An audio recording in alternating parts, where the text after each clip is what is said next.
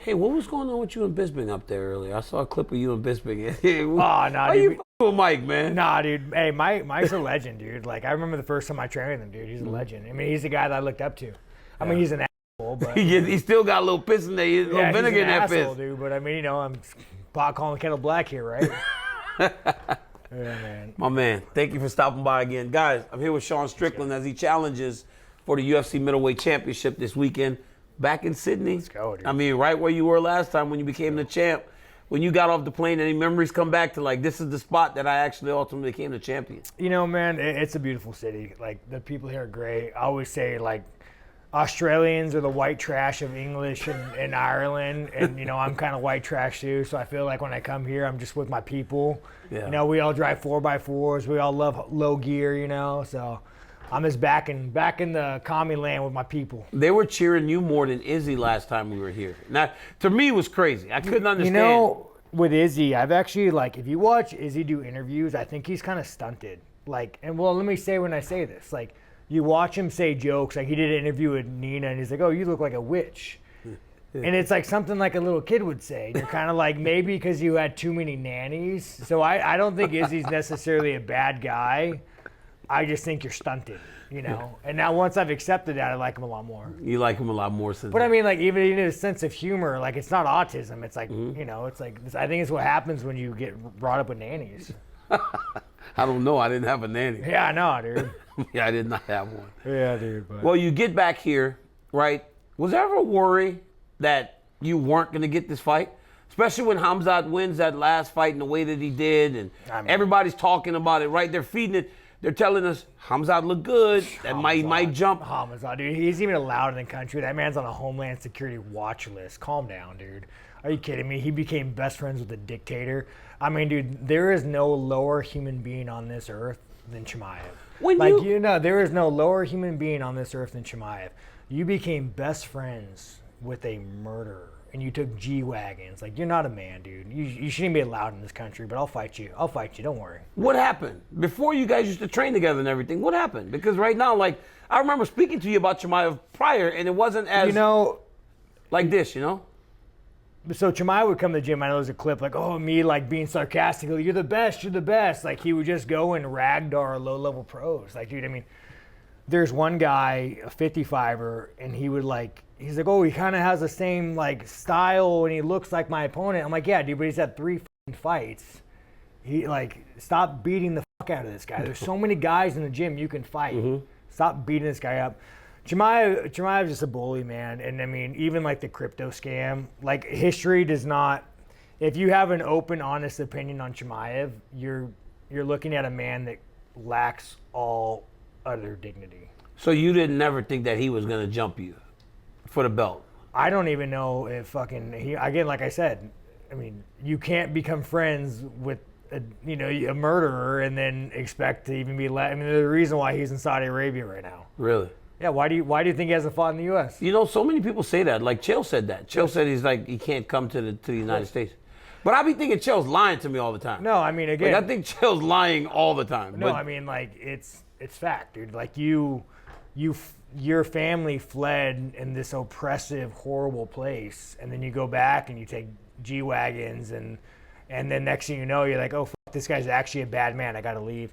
It's just hard, man, you know. It's just hard, like, when so many people lack dignity, and I understand it's easy to do, but like you see all these people, it's like, you know, back in the basketball player, you know, the funky looking guy, really funny dude. Dennis Rodman. Like when he goes and like buddies up with like Kim Jong-un, he's like, he's not a bad guy as he's killing everybody in an oppressive regime. Having character and dignity at the cost of your own financial well-being is one of the hardest things to do as a professional athlete, but you must do it. Yeah. Well, you're not fighting Khamzat this weekend. Yeah. Right? You're fighting against Dricus Du Plessis. Yeah. Rematch, and obviously I can't, if you win, I cannot wait for you and Khamzat to fight. It's going to be fireworks. Right? Because of the things that you say, I'm pretty sure he takes offense. Well, what I say though is let history record it as fact, and if I tell a lie, please tell me. But no, I mean, Dricus, dude, he fights like a off a short bus, dude. No, I'm serious. He goes fucking He goes full send, dude. Like, I mean, really, it's like if you were to go watch two little special kids fight, they would resemble Dricus. Like, he just fucking head down, full send.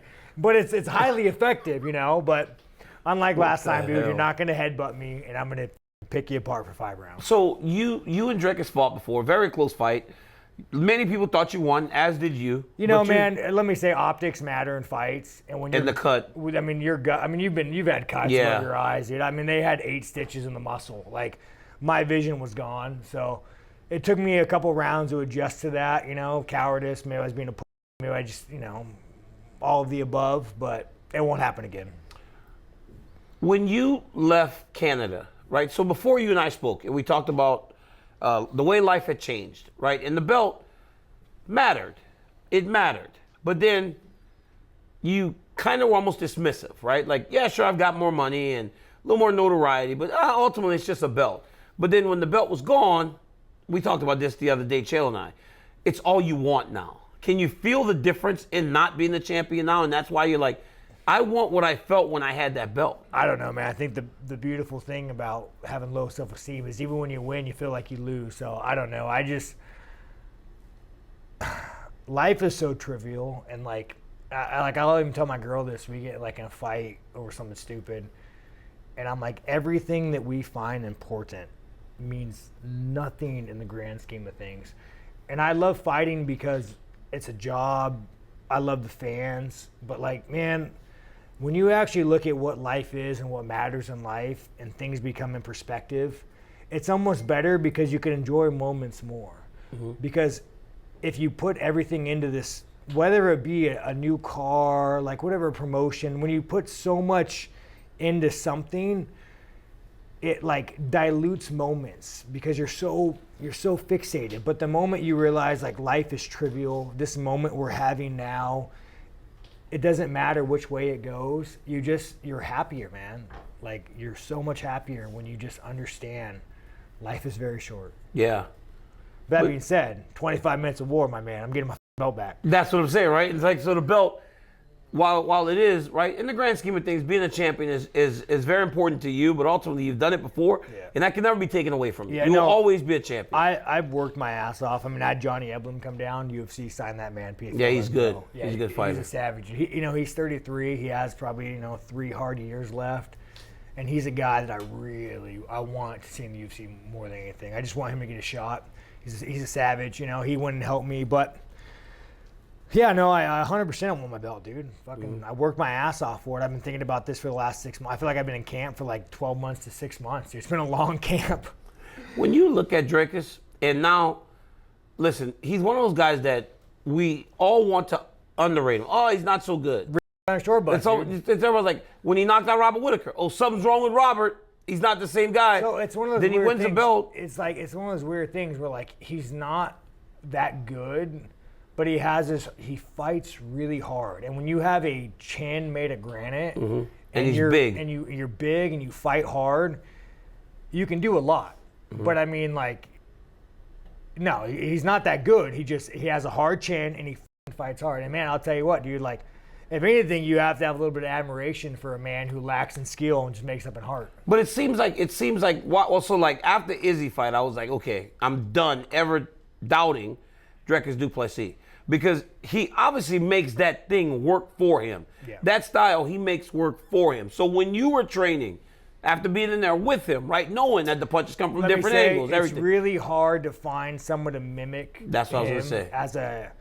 To get someone just to come forward with like no regard for their safety. That's a real hard thing to do, But like I said, I had Johnny. Johnny's I think Johnny beat Dricus. Really? Oh yeah, dude. Me and Johnny, we log rounds, and I think he beat Dricus. Really? Yeah, me and him, dude, we're neck to neck, toe to toe, and he comes forward. He's a better version of Dricus, I imagine. Like, he uses more skill, but he's a hard guy to train with, which is why I had to ask, the Bellator champion to come help me out. So you're good with your hands up. Your shell, your hands, your jab is good. Like, the way you put that jab on people as they enter. Can you find Dricus more now? After being in there with him, do you have a better idea how to find him more with that jab? I mean, it is very predictable. I think again, I don't like to make excuses. Every fighter who's ever lost has an excuse. But it would have been the snowball effect if it wasn't for that cut. Really? Like, I mean, once that eye was gone, dude, I mean, you see I'm rubbing my eye. I can't see shit. I'm getting hit now more on that side of my face. I didn't get hit on this side. It's all this side. Yeah. It really made things complicated for me. And, you know, and no hate on them. On a short bus fight's hard. I think that we're going to have a war. You're throwing those little gloves. Everybody has a shot to win. But I just think I'm better. You think you're better? And do you think that you can you separate yourself from him? Like, avoid so much of that chaos, those crashes, to where it looks competitive when you're the one that's landing, but because he's crashing into you. And that's what it was. The cut changed the optics so much to where you're not going to have that. You're not going to have that this fight. You're not. I mean, again, maybe we are. The guy puts his head down and goes fucking full send. Yeah. But I just don't think you're going to have that this fight. Does it have to look a little cleaner, this performance for you?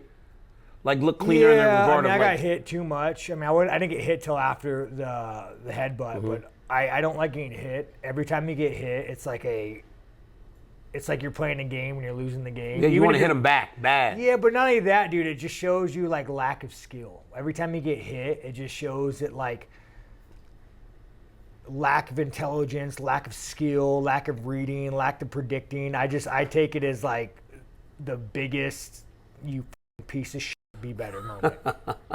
Every time, man. Dude, you're going to get hit in fights, though. It's just what it is. You're going to get hit in fights, but... And also, too, guys, I mean, you talk to these old dogs in the sport, and like you know, well-spoken, he's a wrestler, real smart man, does all the wrestling. But you talk to a lot of these veterans. Randy Couture, though, I mean, Randy Couture, he's an elegant-speaking motherfucker. He has every brain cell left in Evan's head. But you talk to a lot of guys, I don't know if it's partying or drugs, but, I mean, some of these motherfuckers are half retarded. Like, I mean, again, you could attest to this. You talk to some of these people, especially after they retire, dude, they are half retarded. It don't matter how much millions you have if you're retarded. So it's like... Stop saying that, Sean. But gotta stop saying that, Sean. It's bad, though, dude. Like, you talk to these guys, and it's like they're, like, drunk. And I just, dude, and you think that by getting hit, you don't want to end up like I don't want... And, dude, and I'm from, like, the old generation, dude, where we would actually... Spar. Yeah. We spar so hard. I've took so much damage earlier in my career. Like, I remember I was trained with Lorenz Larkin. I was 19. He was in the UFC. I kind of looked up to him. Dude, he hit me with this 6-peach combination. And I remember driving home, like, I'm going to die. And I called a friend and was like, hey, can I come sleep on your couch? And I remember, like, at the time, you're allowed to sleep. You had a concussion? Yeah, I mean, I was so fucking severely concussed. And at the time, like, science is changing where you should sleep as long as you don't have a brain bleed. More likely you don't. But I remember, like, laying on the couch saying, hey, I got to go to sleep. Just check on me every hour. Like, thinking, man, if I die, I'm so fucking miserable throwing up. If I die right now, I'm good, dude. I'm fucking going to sleep. So I've took so much damage early in my career that I really prioritize limiting it, now. Well, you got an opportunity to become the champion again this weekend, man. And as always, I appreciate your time. Thanks for checking in with me. Guys, Sean Strickland tries to become a 2-time UFC middleweight champ this weekend at UFC 312 Tatiana Suarez me, dude. She just said, oh, you're so good at an outro. And now I go and bobble the shit. The thing is, the thing about Tatiana, dude, she's that level of dog with the bone, hyper-focused. So I imagine you think she's going to be a champion this weekend. Oh, yeah, dude. I mean, I watch her train with high-level fighters. Hey, look at Chris. UFC PR is coming to get him. Guys, Sean Strickland takes on Dricus Du Plessis at UFC 312 this weekend. Make sure you're tapping everything he's doing. Until next time, guys, peace.